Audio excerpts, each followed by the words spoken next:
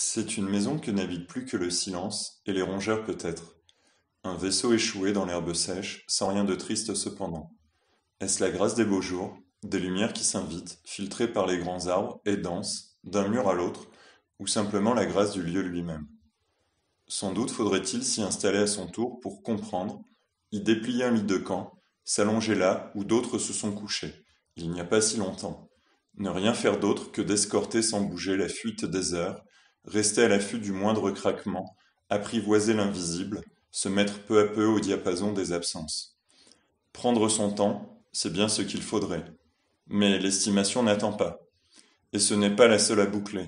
D'autres biens attendent l'agent venu de Manosque par Saint-Michel, dont un domaine brièvement habité par une descendante de Picasso, une splendeur, s'est-il laissé dire.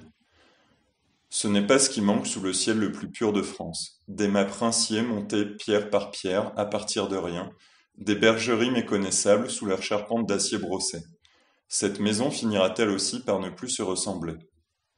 Une maison toute simple, mais en bien piètre état. À part les murs, tout est à reprendre. Il faudra donc pincer la corde du lyrisme pour convaincre, célébrer l'authentique, l'intouché, les poutres taillées par des hommes nés sous Louis XIV. C'est un bien qui parlera aux déraisonnables, aux victimes consentantes du coup de foudre. Des Belges, des Suisses, des Parisiens, évidemment, éblouis de reconnaître l'asile en tout point accordé à leurs besoins d'autre chose. Toute quête finit par rencontrer son rêveur. L'agent ajuste encore quelques phrases pour plus tard, quand il reviendra accompagné de citadins travaillés d'un légitime besoin de possession, puis guidé à son insu par la folâtrerie d'un petit papillon blanc, espérant délivrance, un modeste Pierride, né d'une chenille qui se serait laissé enfermer ici par étourderie. Il passe dans l'autre pièce, note un buffet bon pour la décharge, une singère à pédales sous un vieux drap, s'agace de n'avoir pas été entendu par les propriétaires. Que s'imagine-t-il?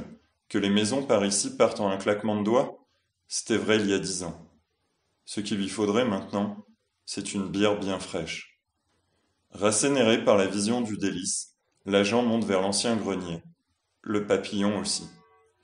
Une carcasse de lit contre un mur, une chaise brisée, une avalanche de journaux gris de poussière, un tas de chiffons dont s'approche le papillon, enivré qu'il est peut-être par une odeur subtile, indécelable aux humains, il est vrai attiré par des choses plus grossières. Voilà pour la première pièce. L'agent passe dans la seconde. Un fatras de toile et de carton, carton peint, carton à dessin, carton récupéré d'anciens emballages, un épouvantable désordre de vieux pinceaux dans de vieux verres, de bocaux remplis de branches, de feuilles, de cailloux, qui sont peut-être des fruits desséchés ou des os. Quoi d'autre? Une palette improvisée au fond d'une assiette, deux chevalets l'un sur l'autre comme deux bicyclettes accrochées ensemble contre une rambarde, et, punaisés sur les montants de lin, des articles photocopiés au siècle dernier, voit-il en s'approchant, au sujet d'une seule femme, comprend-il vite, capté soudain par la photo de celle-ci, prise en plein air, une paysanne en blouse à fleurs et chandail à grosses mailles, une enfant radieuse, au visage de vieille sioux, des rides qui disent le labeur, la rudesse, l'économie, mais aussi l'endurance, la malice, songe-t-il, devant ce petit corps de guerrière robuste et usée. Tout un monde, se dit-il. Un vieux monde familier. Ses parents, ses grands-parents sont tous nés sous ce ciel. Un monde qui s'efface à cause de gens comme lui. C'est toute leur mémoire et un peu la sienne qu'il vend au plus offrant. Il sait cela, mais que peut-il y faire? Il faut bien vivre, et les temps sont durs. Ce sont les premières pages de L'École du ciel, le nouveau roman d'Élisabeth Barillet aux éditions Grasset.